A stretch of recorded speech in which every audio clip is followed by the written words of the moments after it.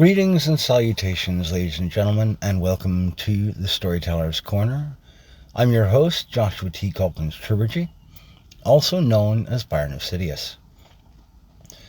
Today, we are going to share with you a 4th Age Tamalarian tale entitled, What Must Be Done. Part 1.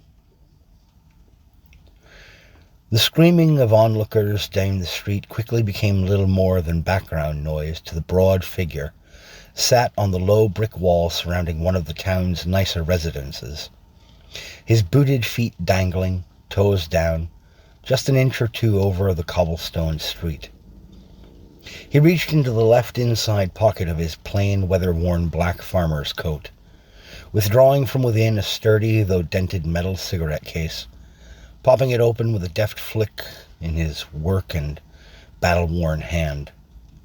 His fingers, thick though they were, selected a candidate, his eyes barely witnessing this almost automatic process. He had rarely worn gloves, even back in his days as a freelance mercenary. To begin with, since he was old enough to heft a blade or an axe, which tended to be young for the squat and powerful-built hobgoblins of Tamalaria, he had noticed that gloves dulled his sense of weapons' heft and balance in the hand. In the tensest encounters of his early career as a sellsword, he felt certain that this small insight had spared him unknown numbers of injuries.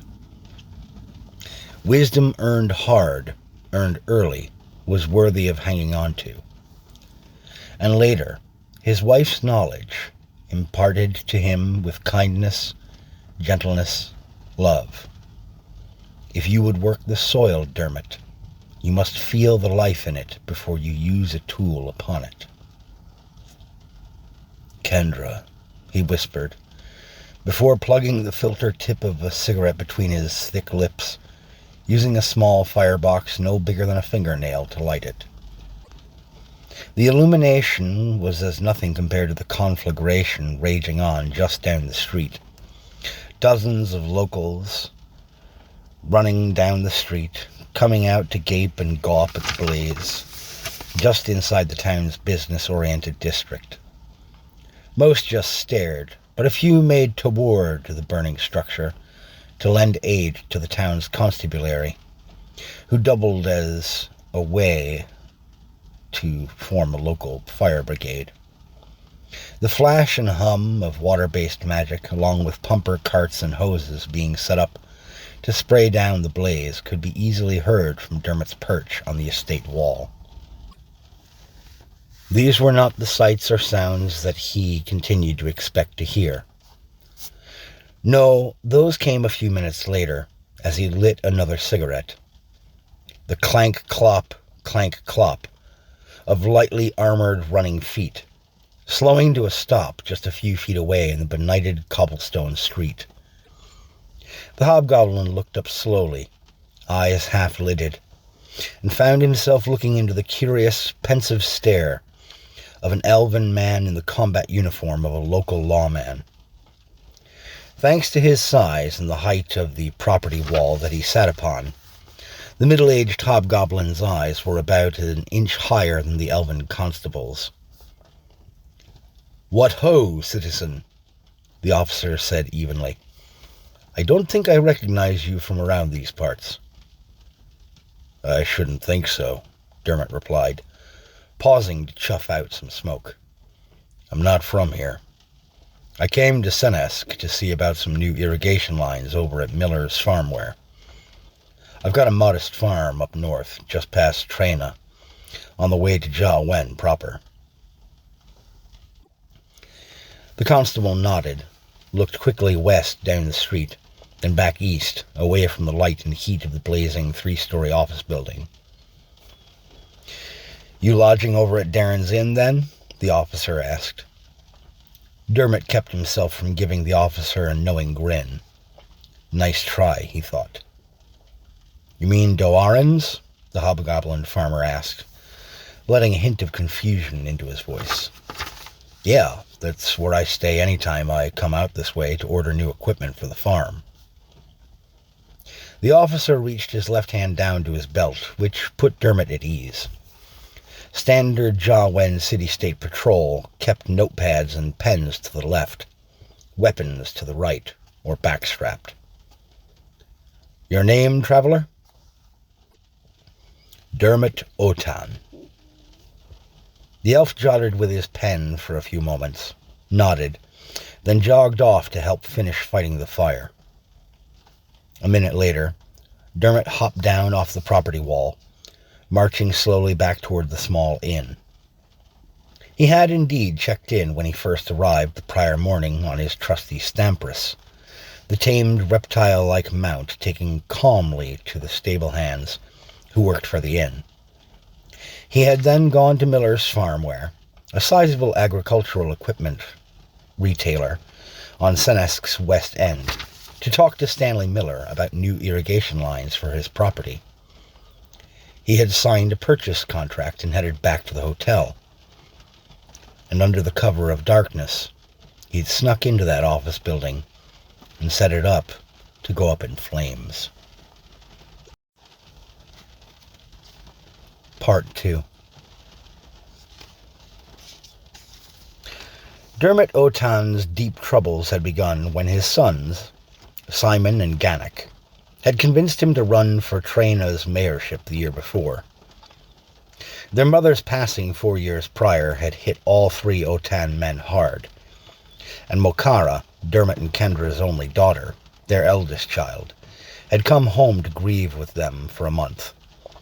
But with her own small child at her and her husband's home in the Jawen Metro, she had gone back, only visiting sporadically since then.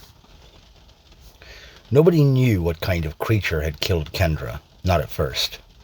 Only that it had been yet another Rosham, a monster of some sort, straying onto the property from the surrounding wilds. They only knew, Dermot and his children included, that they blamed Mayor Dunhill for having revoked the licensing for a wilderness ranger station from the village's domain the year before Kendra's death. Since the rangers had been given the boot, nearly every farm around Traina had seen troubles with Rosham. Usually it was nuisance creatures, pterachnids, phase beasts, trankos, and dilbies. Abominations all, yes, but easily fended off by strong lads, trained minimally with a bow, blade, or firearm. But on the night Kendra had gone out to check on the family's small clutch of Stampresses in the stables, she had only managed one terrified shout before she had been thrown bodily through the outer wall of the Otan family home, covered in deep lacerations from claws of some sort.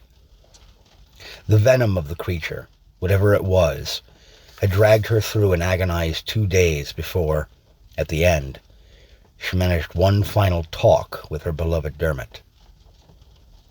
For a year, Dermot Otan barely felt anything above a dull longing for what had been. But eventually, another of the town's better-known farming families, the Burtons, lost their entire herd of cattle in a single night to some sort of Rosham attack. The claw marks and venom turned out, per a local alchemist, to be of the same sort as whatever had slain Kendra Otan. For the first time since losing his wife, Dermot had felt something from his old life before he had met his soulmate. Rage. 3 months later, when Jesse and Charles Eddings, sons and would-be inheritors of the Eddings farm, were killed trying to protect their chickens from the beast, Dermot had felt something else snap inside. The Eddings family had been fine neighbors, good people who always treated fair and even with him and Kendra, even though the Otans were one of the only non-human farming families around the village of Traina. Sid Eddings had even helped pay to sponsor Dermot's entry into a battle royale tourney in Jawen proper one summer. They had become genuine friends. Now this Rosham had taken Sid's oldest boys, and the Traina Crier's lone reporter had gotten a bog-standard no comment from Mayor Dunhill's office in response to the incident.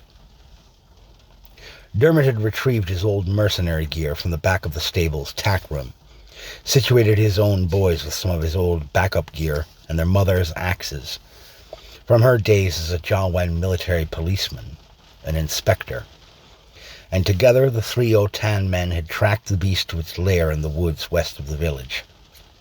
The creature was a freakish thing, a hairless bull on 4 stout, multi-jointed legs, with half a dozen man-like arms, ending in venom-dripping claws, 3 on each flank of its barrel-like torso. Having imbibed several anti-venoms and anti-toxins before starting their hunt, the trio of hobgoblins had charged the beast without issuing a single word or noise among them. Each walked away with a few minor scrapes and a bit of sourness of the gut for a few days, but they survived. Dermot had used his own axe in the end to lop the Rasham's head off. The Otans took the head into the village and left it on Mayor Dunhill's porch with a note. "Bring back the Rangers before we lose more of our people." But Dunhill had made no such move. Part 3. "We'll take on hired help, Father," Gannick had said with a flap of a green-brown hand as he set his coffee cup down on their rounded old kitchen table. "Besides, Tracy may actually agree to come move in with me, or us, if it's just us. The office of mayor comes with that house in the village proper." "If this is just some ruse to get regular mating time with your woman, son, it's a bad one," Dermot replied with a grin. "Though I will admit it would be nice to not hear your rutting anymore." "Trying to eat here, people," Simon quipped, a strip of bacon halfway to his mouth.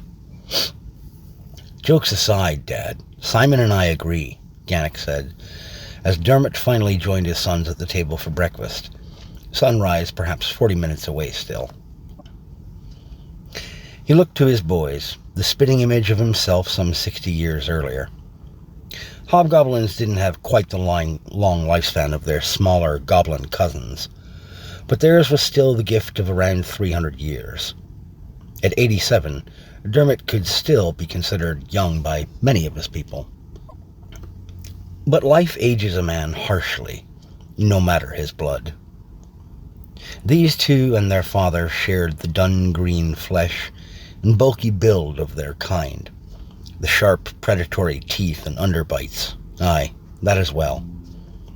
And like Dermot, Simon and Gannick learned the ways of combat and survival quickly, naturally. But the permanent wheals and scars on Dermot's body had come mostly from battle, not farm work. By the time that he had been 27, Simon's age, he had already been a sellsword of 5 years' time on his own. Dermot's own father had sold off his merc band into the employ of the Easterlands mercenary conglomerate, a private military contractor out of the city-state of Arcade. Rather than take their offer to stay on and get promoted, Dermot had told his old man off and set out as an independent freelancer. His sons, though? Their few scars were from the honest work of farming, like their mother's fathers had been. Dermot found himself staring at his son's hands as they waited for his response. "How would this work, exactly?" he finally rumbled, lighting his first cigarette of the day. The boys just blinked at him for a moment, almost as if they didn't believe that he would hear them out. "Yes, I am going to indulge you dopes at least far enough to hear you out, if you've thought that far ahead," he added. Over the course of the next 20 minutes, his sons left him pleasantly surprised. It turned out that they had done a good amount of reading and contemplating the matter, even going so far as to sneak into town and speak to other folks in the area of the village about Mayor Dunhill and what they thought he was failing at as mayor. "You still have several months to file as a candidate," Gannick said at last, coming to the end of his spiel. "The mayor only won last time by about 20 votes, and that's largely because almost none of us working the farms got into the village to vote. If we did, I can almost guarantee that he'd be out in a hurry." Dermot lit another cigarette and eased back, thinking back to that election. That was one thing the boys had gotten wrong. Dunhill had won by a rather large margin, but he wasn't about to correct them. The solid oak chair began to creak under him as he leaned. "Let me think this over, boys," he said at last. "For now, let's get outside and get to work." And so they did. That day, and every day for a week, while Dermot O'Tan, hobgoblin mercenary turned farmer, thanks to his beloved Kendra, mulled the idea over. When at last he agreed to the endeavour, Simon and Gannick immediately got their saddles and readied their 3 most reliable stampresses, informing Dermot that the best thing to do now was to ride to each of Trina's outlying farmers, at least the larger ones, to inform them of Dermot's decision. "Put Quint back," Dermot told them as the older beast narrowed its lizard-like eyes at him. "He's got an ornery look today." Sephin was saddled up instead, a sturdy female and mother to 6 of their 14-member clutch of the beasts. Their nearest neighbours around were much pleased by Dermot's decision to run. Even Sid and Marcia, Eddings, who had seemed to withdraw from the world when their eldest sons had been taken from them, leaving them with Kyle, only 9, and Kelly, a sprightly 5-year-old girl. There were offers of coffee and crumble, ale and pie, and in the afternoon, stew and cider to talk over Dermot's ideas for governance. Most of these offers he politely declined, clarifying that he wasn't really firm yet on what ideas he wanted to implement for the village and its surroundings, save for one core concept. "We need the Rangers back," he said to each and every farm family he and his sons visited that day. They all knew what had happened to the O'Tans and the Eddingses. They knew the crops and livestock losses they too had suffered to Rosham of the region, since the wilderness rangers had been pushed out. They knew, and they vowed to support him. They just didn't know the danger that would put him in. Part 4. The earliest sign of what would come, of the troubles that Dermot O'Tan would find striking at him, came from an unexpected quarter. A week after his visits to the other farms, the hobgoblin patriarch of the O'Tan family rode Quint toward the village of Trina proper, as the sun rose over the region, a splendid sight after 3 straight days of iron-grey skies, weeping their life-giving tears upon the agricultural lands that he partook of. It had made for 2 days of easier, shorter work for him and the boys, but on that 3rd day, they had had to go out to their small potato field and harvest in the rain. Now, heading toward Chapra's down the village's main street, he had to bring the stampress up short as a man in half-plate armor stepped into his path and held up a hand to halt him. The beast dutifully halted when Dermot tugged the reins lightly, and the armored man before him, an overcloak sporting a lawman's badge, angled his head up to look Dermot in the eyes. "Not many lizard men round here," the farmer thought. "I know every constable around these parts, so who is this newcomer?" "Hail, constable," Dermot called down, swinging off of Quint nimbly. "Citizen," the armored lizard man replied with a curt nod. "You a local?"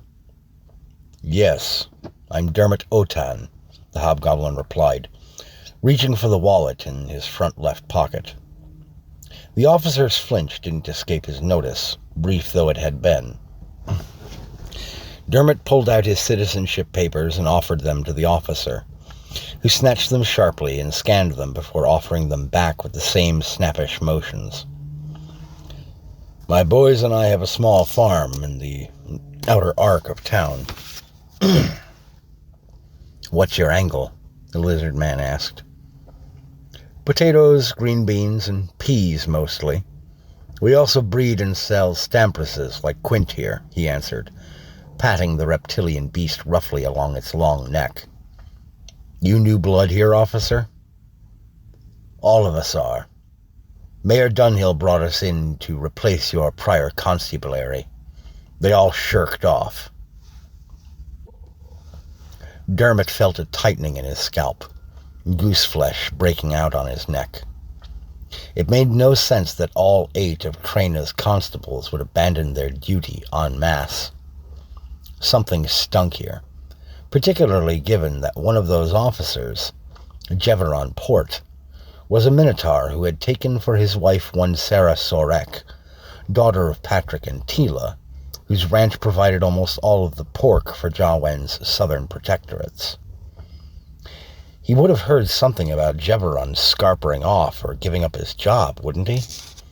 Then again, he hadn't been to the village proper in a few months. No, I guess that's what I get for keeping so much to myself, the hobgoblin said with a sigh and a shake of his head. I end up out of the loop. He flapped his roughened hands in an aw-shucksy manner, then planted them on his hips. It's been a while since I had to come to town. Think I'll walk on over to Bly's and get up to date. The lizard-man trooper just nodded and cleared the way as Dermot led Quint by the reins down the hard-packed street to the village's first intersection. Kitty-corner to him, Dermot took his mount to the hitching rail in front of the village's lone pub and tied him out, then swooped through the bat-winged doors, his eyes rapidly adjusting to the gloom within. Dusty and showing signs of its age, the furnishings of Bly's tavern nevertheless looked well used to the naked eye. Bly himself, a normally taciturn man, sat on a stool behind the bar, a newspaper spread out on the bar top itself. The gruff Hume barkeep looked up as Dermot approached, his bulk causing the floorboards to creak, giving away his movement. Been a long time since I've seen you in here, Mr. O'Tan, Bly said evenly, easing off the stool. His only present patron, a fellow Hume dressed in the shabby robes of some sort of preacher, looked over at Dermot and silently raised his half-empty beer stein to the farmer. An honest farmer's work never ceases, Bly, Dermot replied, bellying up to the bar. From a pouch on his left hip, he took out 2 copper coins and set them on the wood between himself and the barkeep. Just an ale, Bly. The barman plucked up the coins, dropped them in a drawer on his side, and poured Dermot a glass of amber ale from one of his tap spouts. Dermot took a modest swig and sighed. The constabulary, Dermot said softly. He looked up, met Bly's eyes, saw a hint of nervousness there. What happened? Bly's gaze swept over to the preacher type, who Dermot saw from the corner of his eye, took a look toward the tavern's doors. When the preacher nodded to Bly, the barkeeper cleared his throat. It were about 3 weeks back, Bly half-rasped, leaning slightly over the bar to keep his volume down.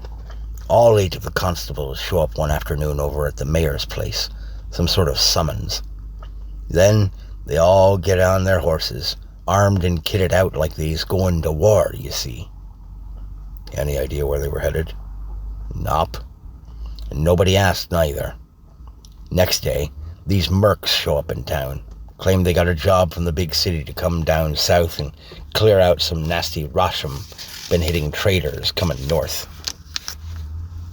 Dermot nodded, his jaw clamped tight. He suspected he could guess what had happened. So, they took off soon after, I assume?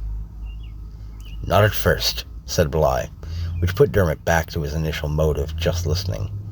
Dunhill comes out and tells the mercs not to bother, that he had just sent off the fine officers of Trina over north to deal with the beasties. The mercs just kind of shrugged it off, and they head back the way they came. And they came back that same evening, said the preacher, shaking his head.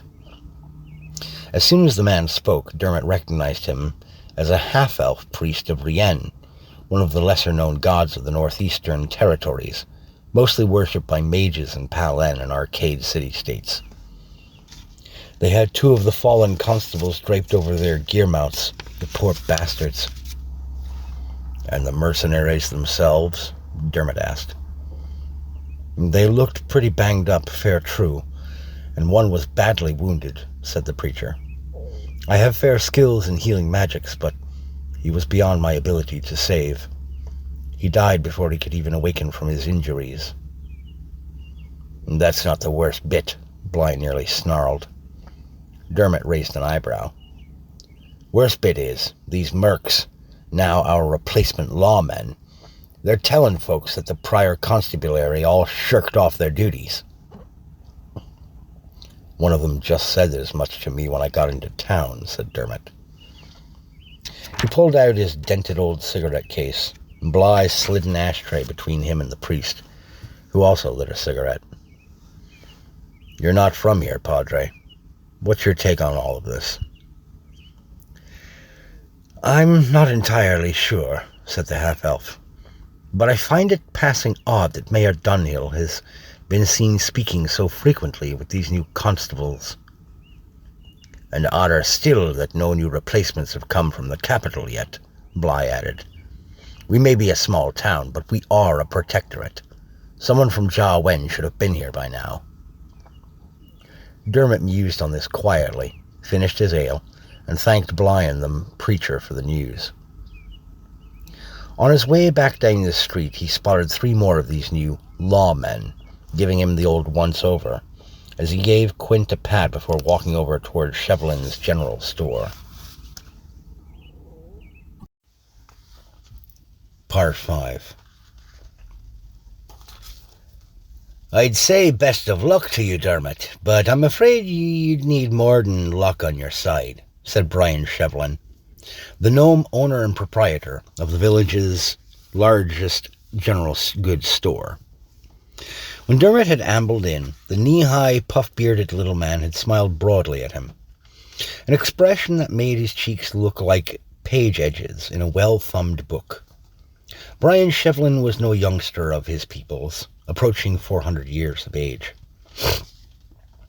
Shevlin's family had all been merchants of one sort or another for 7 generations, reaching back almost to the middle of Tamalaria's 3rd age. Brian and his sisters, Ava and Helen, had all made names for themselves in small regions on the continent's eastern half, though Brian was the only one with a permanent set of roots. As such, everyone in and around Trina and the next town north, Senesk, had come to know the cheerful gnome merchant. And he, in turn, had come to know them. How do you mean, Brian? Dermot asked, casting about the small store's aisles to ensure that they were still alone inside. I mean, Dunhill's got deep pockets, my friend, said the gnome, taking a sip of the water he had in a tin cup on the sales counter at the rear of the shop. Not sure where all his money come from, but when he first showed up here 7 years back, he bought the old Wenning place over on Chalice Street outright with a real coin. Went right to the bank, handed them the money, and they handed him the deed. That's impressive, Dermot said, trying to keep calm. Is that how he beat Semper for the mayorship, then? Just campaign spending? The gnome gave him a sly, half-lidded smile. Yeah, that's one way of saying it, sure. T'other way is calling it bribery, flat and true, my good man, or so I suspect. Sure as you've beaten men for coin before you took on honest man's trade, Dermot, there's those of us who suspect Dunhill put coin in every hand what voted him in. Dermot snorted a dry chuckle, shaking his head. He's just one man, Brian, and human at that. There's no way he could manage that sort of thing in a village even half the size of Trena. There's not enough time or money to go around. The gnome proprietor just raised an eyebrow and grinned his knowing grin, and Dermot decided to change tack. Have you seen the Sorex of late? About a week ago, Shevlin answered, looking toward the front of the store as a local fellow came ambling in. Let me take care of Connor here, and I'll talk to you about it. Dermot nodded and set to pacing near the checkout counter, where he gave a smile and perfunctory "How are you?" to Connor Levy, one of the 3 instructors at Trena's little public schoolhouse. Dermot liked the man well enough, though he found the notion of public schooling preposterous for most folks in the realms. He didn't begrudge the curriculum, just thought that teaching basic math and reading was the job of a parent, not some tax-paid stranger. His own daughter and sons had attended this public school for a few years, though. Kendra had thought it important to learn the aspects of cultural socialization that came with such a setting for the children. Once Connor had put his few purchases in the rucksack that he'd come in with and headed out, Brian hopped back up on his stool behind the register. You was asking about the Sorex, yeah? Dermot silently nodded. They was in here about a week ago, along with their daughter, Sarah. The girl, she looked downright haunted, Brian said with a visible tremble. And her folks, they was clearly worried about her. They asked me if there were any reputable apothecaries up in Senesk might be able to help her with her nerves. Since her husband disappeared with the other constables, Sarah's moved back in with her folks, and has been nearly catatonic. That's rough, Dermot remarked. A thought occurred to him then, one born of his own years spent as a sellsword.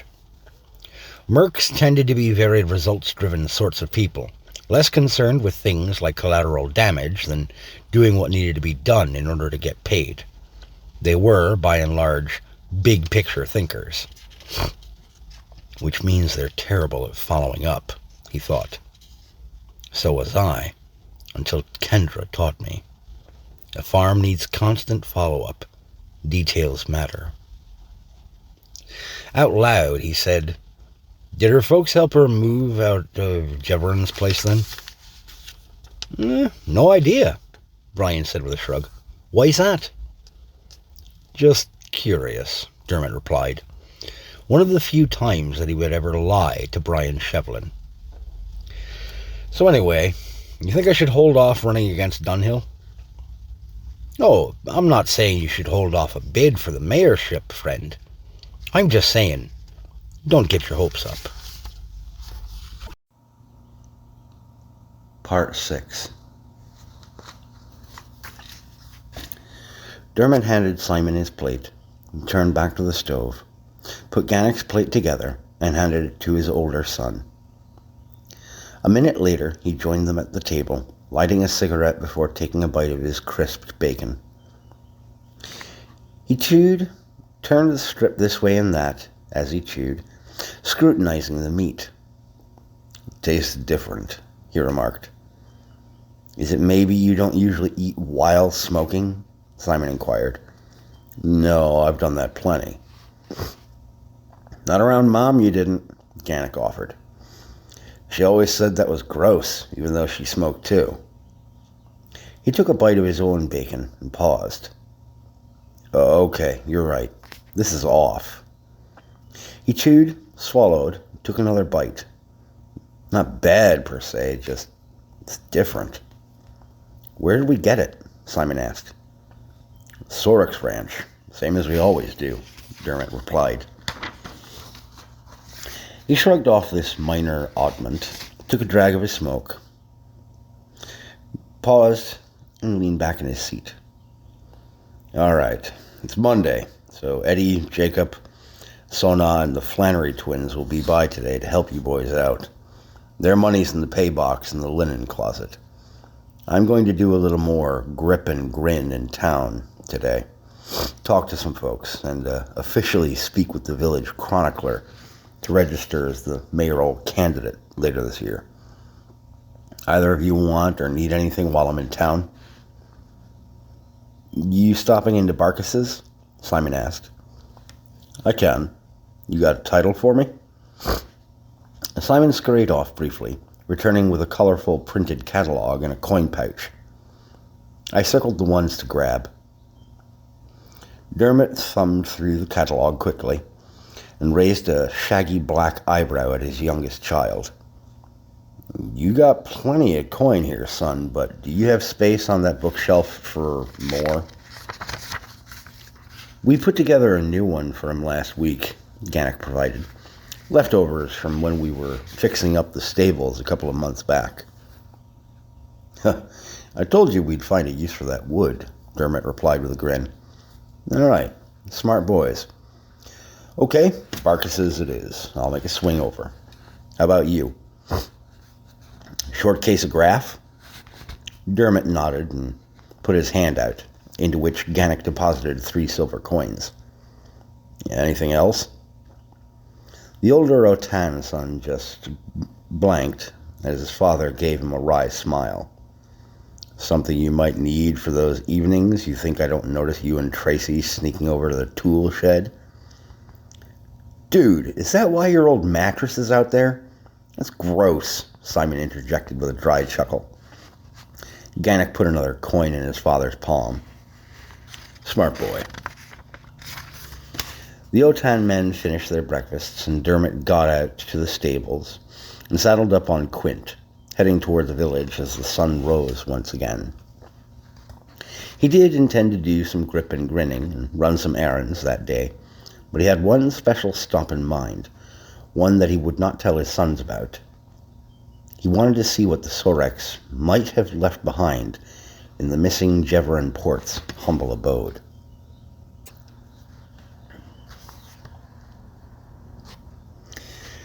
If these new lawmen were trying to scrub traces of the ones they had ostensibly now replaced, they were doing a pretty piss-poor job of it, Dermot thought, as he crept into the dwelling.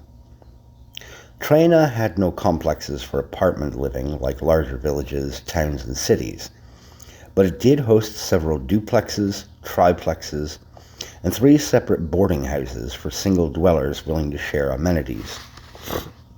A carefully placed question to Bly, when he had first gotten into town, told him which one of those hosted all of the new officers, and thus which block of town to avoid altogether on the village's west end.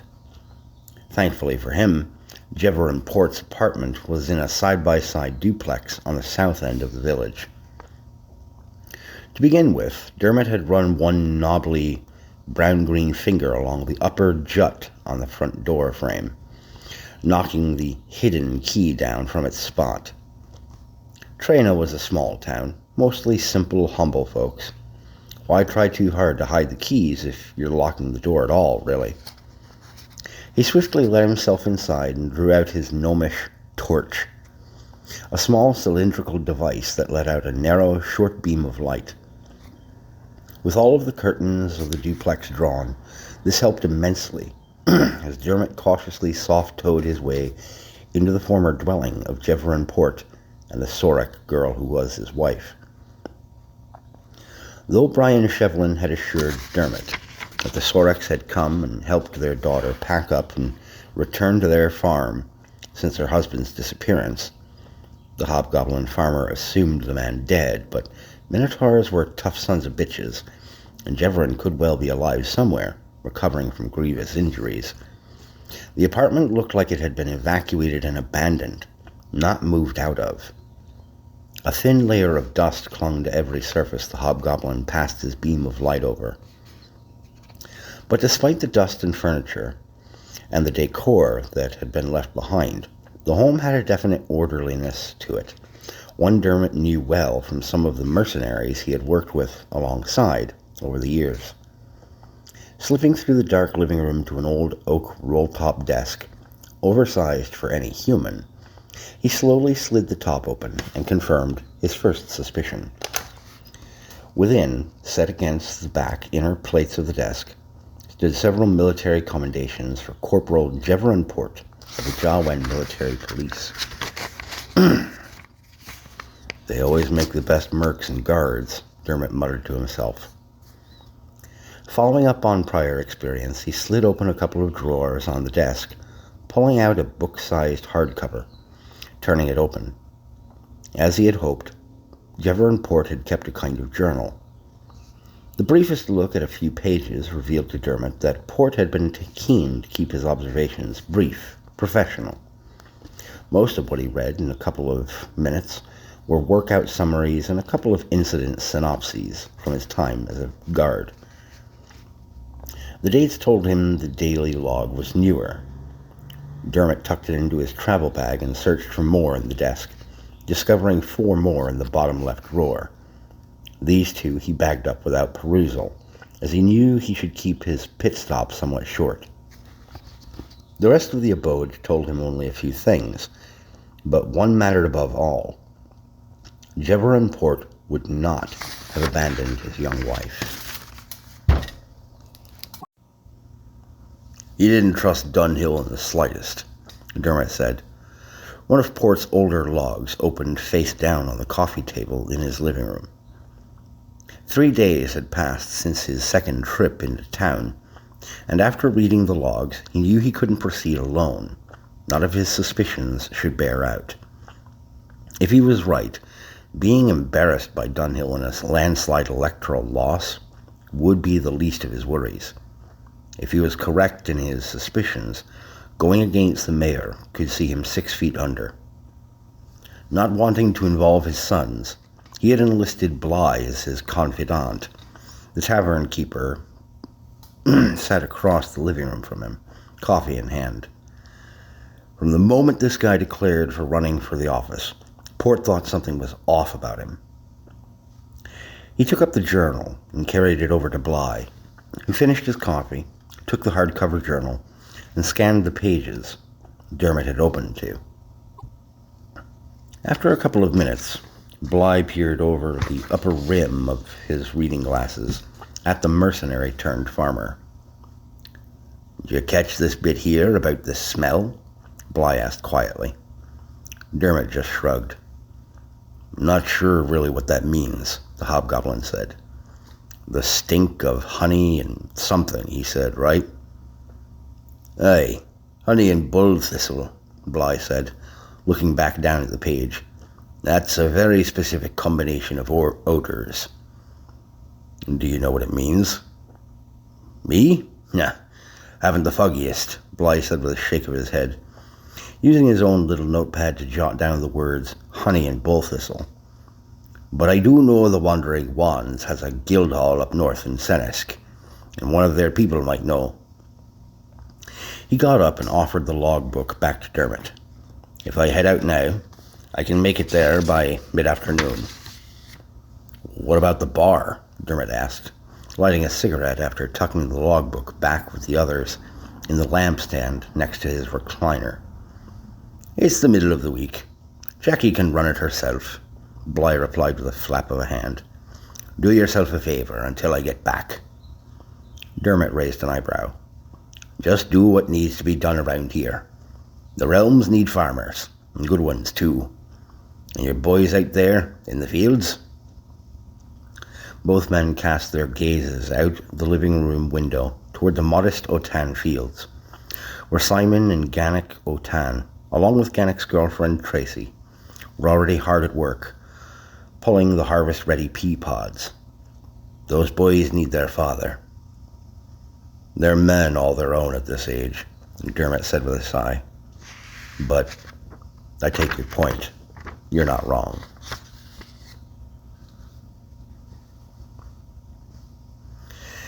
With only one field of peas remaining, Dermot felt a good deal more optimistic than he had after pulling the last potatoes of the season. They had lost scant few pods as compared to the prior year. The salve that Dale Eddings had recommended be applied to the seeds seemed to have worked, for as the pods grew, the bugs that might normally take an unfortunate share of the crop had in fact passed right over the Otan's peas. With the help of Gannick and Tracy, The rest of the morning and the first hour of afternoon saw them jar and seal nearly 200 of the hefty containers that they auctioned to various grocers around the city-state. Of course, there would be no auction for half of this harvest, as Lem's Market in Jawen had sent a representative the day before to pay up front for half of Otan's harvest, leaving a modest cash box of coin and loading several sacks of potatoes and crates of jarred green beans onto his wagon for the return trip to the sprawling metropolis of Jawen proper. The man had also left Mage's Eye prints of his subordinates, who would be coming within the week in order to pick up the other jars of peas. As to the overage, Dermot would send word to Farsons and Domel to the west, see if their buyer wanted to bid on it. As he sat in the living room to eat the stew Tracy had made for lunch, he listened to a news program on his dwarf-style radio unit, situated across from the recliner. According to the newscaster, something odd had happened in the neighboring kingdom of Granick, as the once celebrated hero of their nation, Jack Wrestling, had apparently been arrested on charges of adultery with a married woman, which was still a crime in the small kingdom.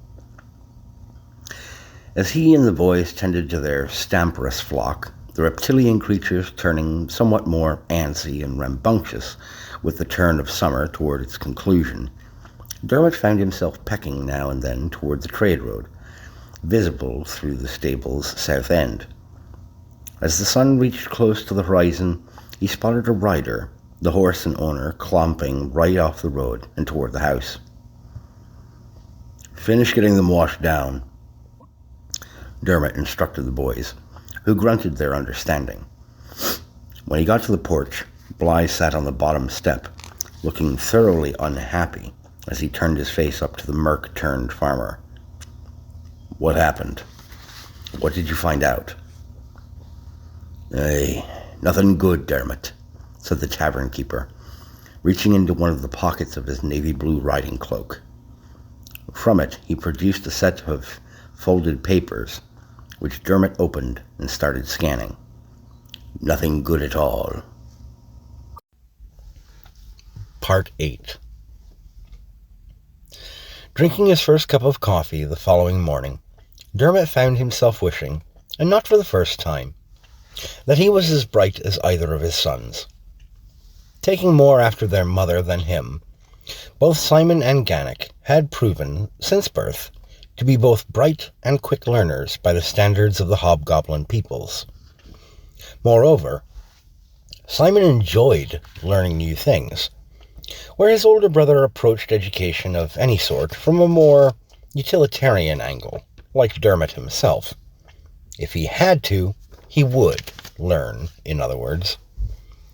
Kendra had been an inspector with the Jawen military police when Dermot had met her, biding her time until her father gave over the family farm to her. Dermot had been her husband only a year when it happened, but in all their time together, he had only learned farming technique from her, not investigation. At the moment, he worried he would need the latter to save the former.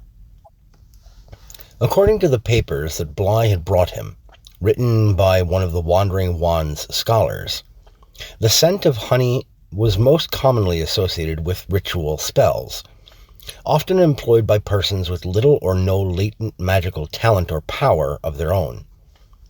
While the effects of such rituals took much longer to achieve, though, they came in a vastly broader range of types and durations than combat-focused instant spell work. The scholar went on to write that bull thistle tended to be tied to ritual magic to two types of effects: rituals that would grant a person, usually the ritual caster themselves, enhanced stamina and durability, or inflict a minor compulsion on people that the caster physically touched. While Dermot was self-deprecating and considered himself no genius, he only needed half his coffee to envision the compulsion as Dunhill's desired effect. But now the hobgoblin farmer had to work out what Dunhill could possibly up to with such a thing. By the time he had finished his second cup of coffee and eaten his breakfast, sending the boys out to the stables, he had figured out what that second component was.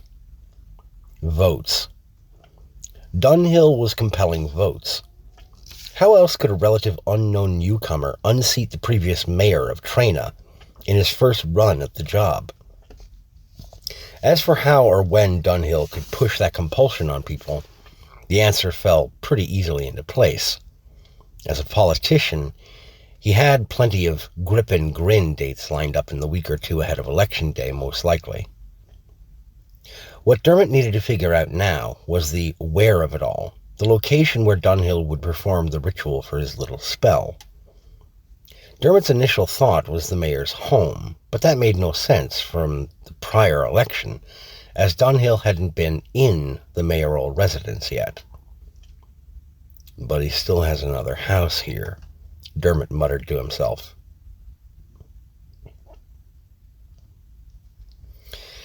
For the second time since deciding to become a politician or a political figure, Dermot Otan found himself breaking the law. Funny how the two seem to go hand in hand, he thought, slipping silently into the first home in Trena, purchased by Anthony Dunhill. As he turned on his torch, Dermot almost let out a yelp. The beam of light revealed a recliner in the cottage-style residence's living room. This by itself caused no alarm, though the fully armored lizard man constable seated in said recliner gave him pause.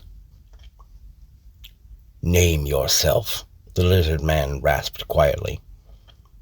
It being the dead of night, Dermot realized the officer couldn't see him beyond his battery torch. "You first," the hobgoblin replied. "I am Lessic Erd, of the Black Axe Company," the reptilian warrior said evenly, his voice still quiet. "I am, as you might recall, familiar with you. Your voice gives you away, farmer." The lizard man made no move to rise. "Are you going to arrest me?" "No, those aren't my orders," the other man fairly snarled. "I'm just supposed to keep an eye on the place until Jerry comes to relieve me, in about an hour. I can't even move unless you try to steal something or attack me. That idiot's compulsion wasn't worded very well at all." "Dunhill did this to you?" Dermot asked. The lizard man started to open his mouth, but clamped it shut and grunted unhappily. "I see. So he took some precautions to cover his tracks." "Some, yes. Would that our own boss had never shaken the snake's hand," said Erd, "or that any of us had shaken his hand." Dermot slowly swept the beam of light over the room, his overall curiosity creeping up again. "He still comes here," Dermot observed. "Every few days, yes. Not sure where he performs whatever spells he's got us tied up with, though. And I've looked everywhere but the bedroom. That's part of this binding that he has inflicted upon us." Dermot swung the light back to Erd, who hadn't moved. "Do you have to tell him I was here?" "Not you specifically, no," Erd muttered. "But if he asks if I saw anyone come in, I have to answer." "And you will. You'll say Jerry came in," Dermot offered with a grin. The lizard man Merc snorted a dry laugh. "Huh. You're not just some dirt merchant, are you?" "I used to be a merc myself, a long time ago. This Black Axe Company of yours, did Dunhill get all of you?" "Yes. We're not a very big outfit. We splintered off of Axe Force out of Jawen about 10 years back." Dermot lowered his torch a little, rubbing his stubbled chin thoughtfully. "If I go over to that bedroom, are you going to follow me?" "All the way to the doorway, yes. But again, I don't have to attack you unless you try to steal something." "Come on then," the hobgoblin said, leading the merc back through the cottage to the lone bedroom. As he reached the open doorway, Dermot turned to face the merc constable, who had drawn a hatchet from his hip, a thick handle wrapped in black leather in hand. Keeping an eye on the lizard man's shoulders, Dermot backed into the room. The mercenary remained right where he was, but the tension hung densely about him. Dermot swept his torch beam over the room, pausing on a stout dresser. He approached and opened the drawers slowly, keeping his eyes moving from the contents within to the merc. Only clothes met him in 4 out of the 5 drawers. In the long bottom drawer, however, he found himself looking at several file folders. As he flipped one open, Lessig Erd whispered from the door, "What did you find?" Dermot shone the light on the papers within and felt a smile spread across his face. "It's a property deed," he answered. "A deed to an office building in Senesk. The purchase purpose line here on the title says it's for magical studies and experimentation." Part 9. I must say I was pleasantly surprised when Miss Caddish informed me of your desire to have a sit-down, Anthony Dunhill said, an amiable enough smile on his slightly cherubic face. He stood on the occupant side of his desk, in the broad block reserved for the mayor's business in the town hall building. Dermot, dressed in a simple workman's biballs and chambray shirt, accepted the glass of iced tea that the well-dressed Hume offered him, drinking most of it in one long draught.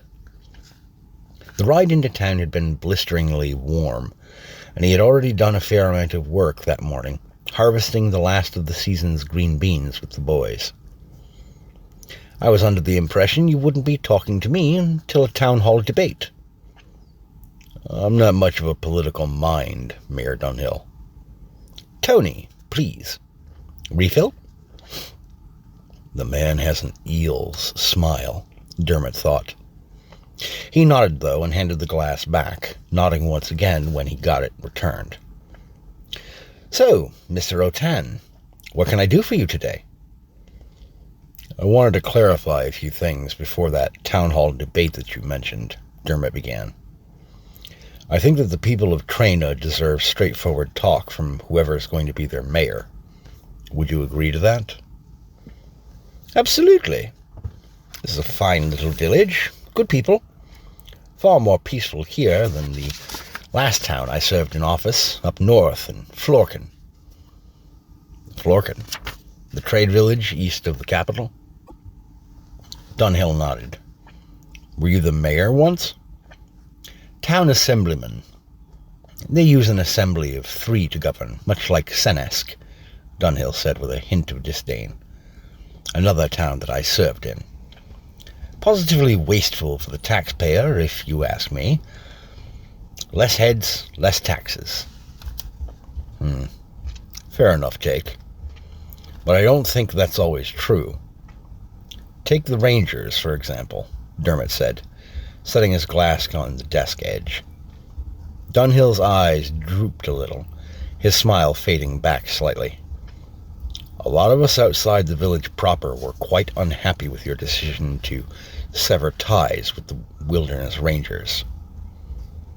"So I've been told more than a few times, Mr. O'Tan," Dunhill said, still sounding mostly friendly in his podunk kind of way.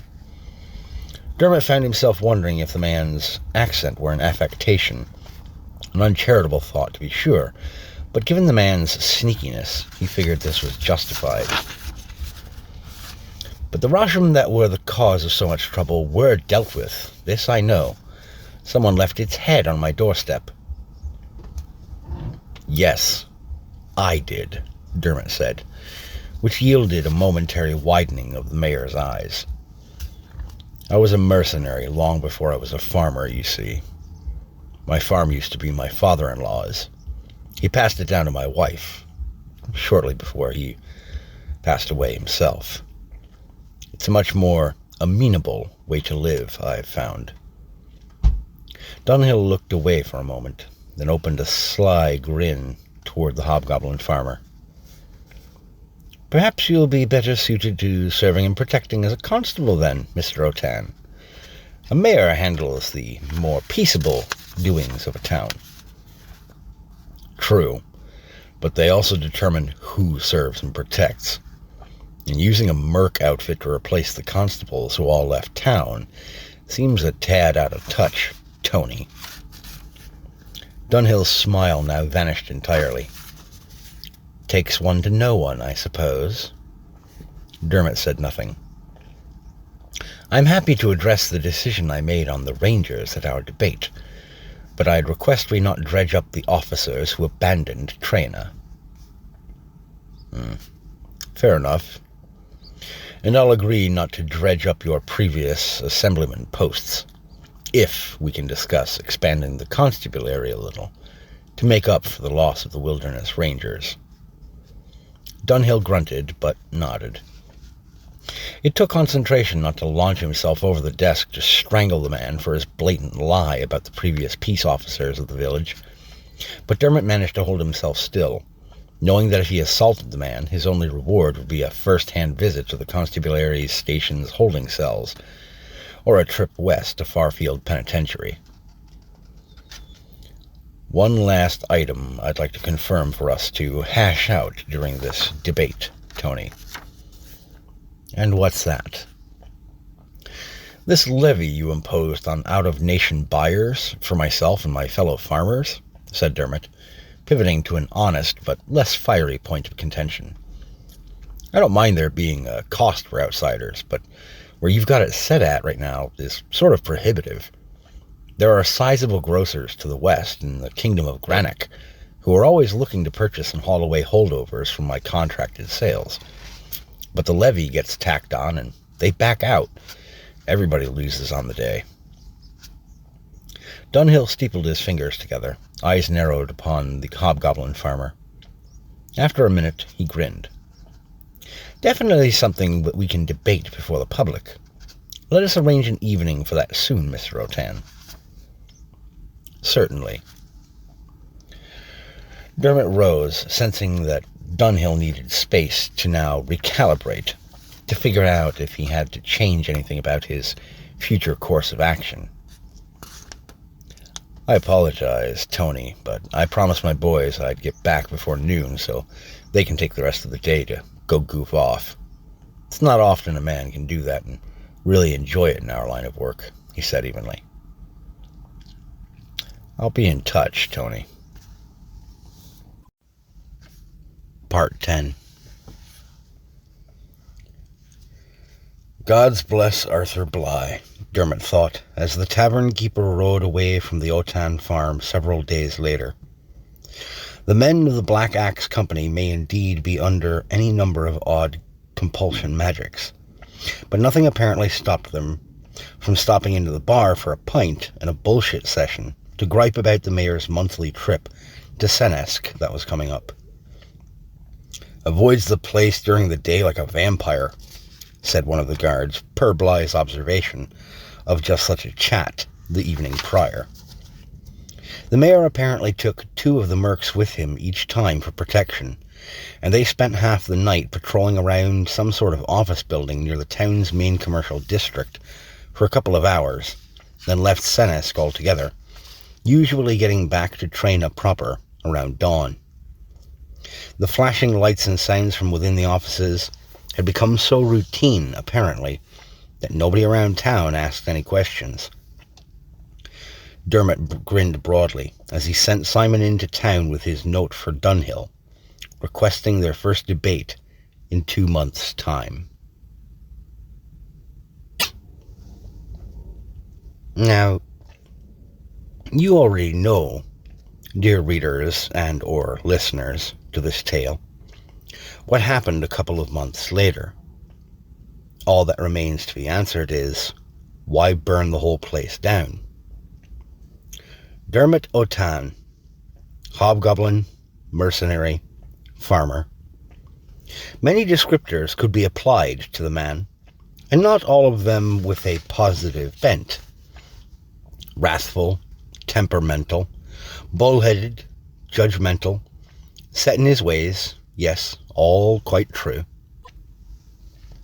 And if anyone ever accused him of being a quick learner or a genius outside of combat tactics or technique, even he might pass out from laughing at them.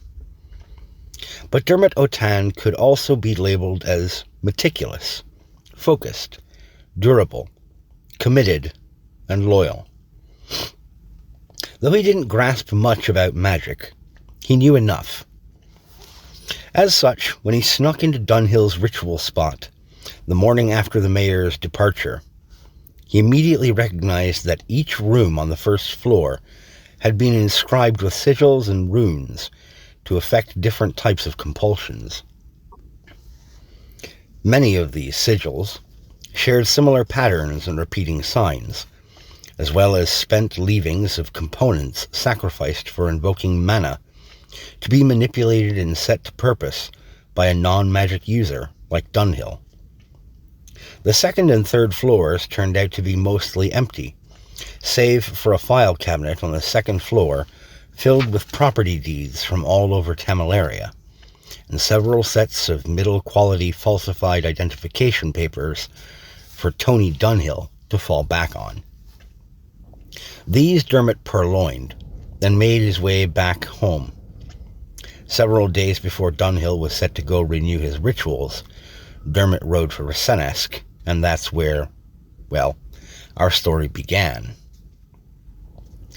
As he gazed out over the harvested fields, knowing that he and the boys would soon have to start clearing and setting up for the next planting season, after winter, Dermot sipped his coffee, grinning at the morning breeze. The touch of frigid days already lay upon the air, a whisper that would rise to a battle roar, a bitter one at that, in short enough order. Gannick would start ranging toward the Salenta woods to trap and hunt through the winter. Simon would tend to their small herd of stampresses with Dermot and study, reading most of his days away, and helping to cook and clean.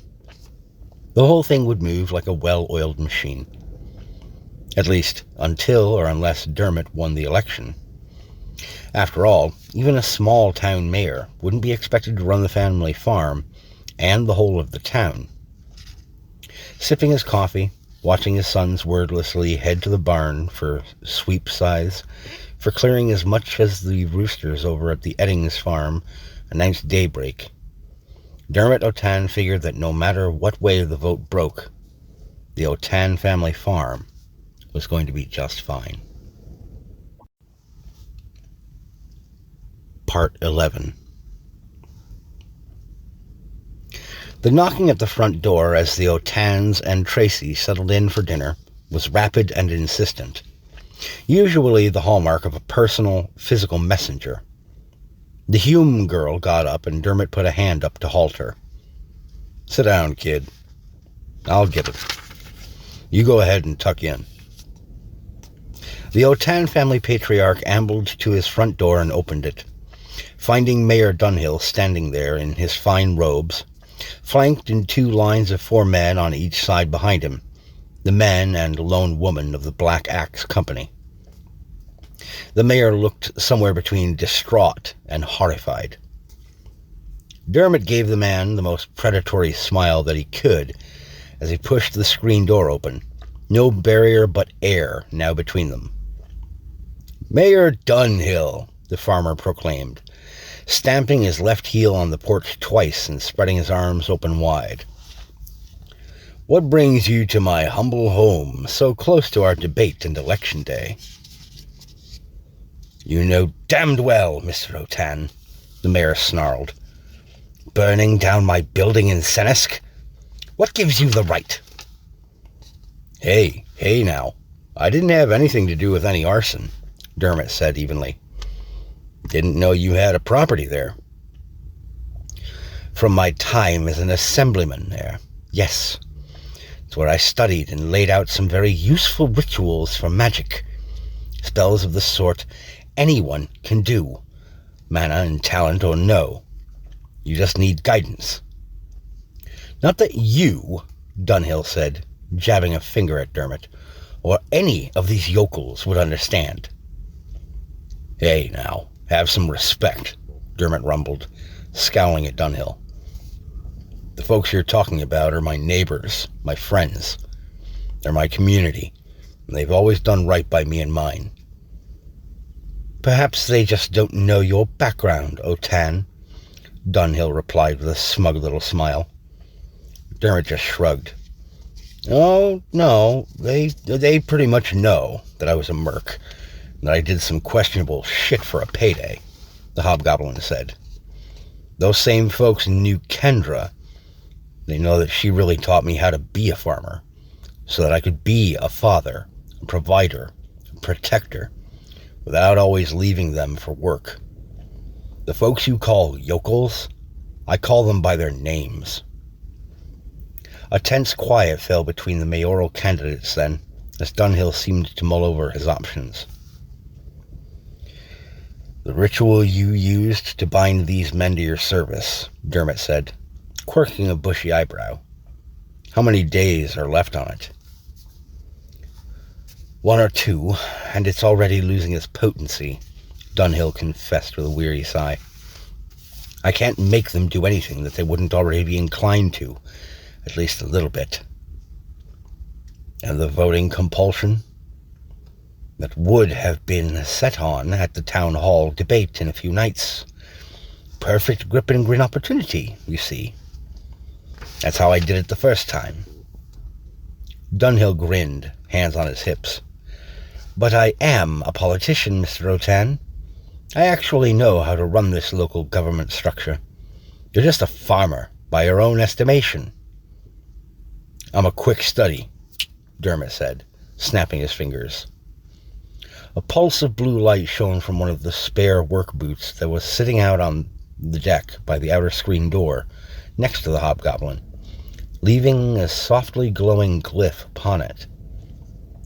Dermot wordlessly reached down, took up the boot, and tossed it into the house, letting the screen door clap shut. What was that? Dunhill asked nervously. A mage's eye ritual, Dermot said with a wolfish grin. When I banged my left heel earlier, that kicked on a mage's eye I locked onto that boot yesterday morning. I figured that you'd be coming around to pay me a visit eventually, you see. I'm no politician, Mr. Dunhill, as you just pointed out. But I am a farmer, and I am a merc.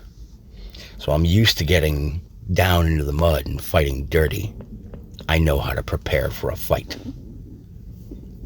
Snickers issued from the members of the Black Axe Company behind Dunhill, and he appeared to shrink from their presence and from Dermot. You plan to show the Mage's Eye viewing to the town hall? Dunhill inquired in a half-whisper. I plan to do what must be done, Dermot replied. I suggest you do the same. Now get the fuck off my porch. And with that, Dermot O'Tan, hobgoblin farmer, went inside and shut the door on Tony Dunhill and his compelled helpers.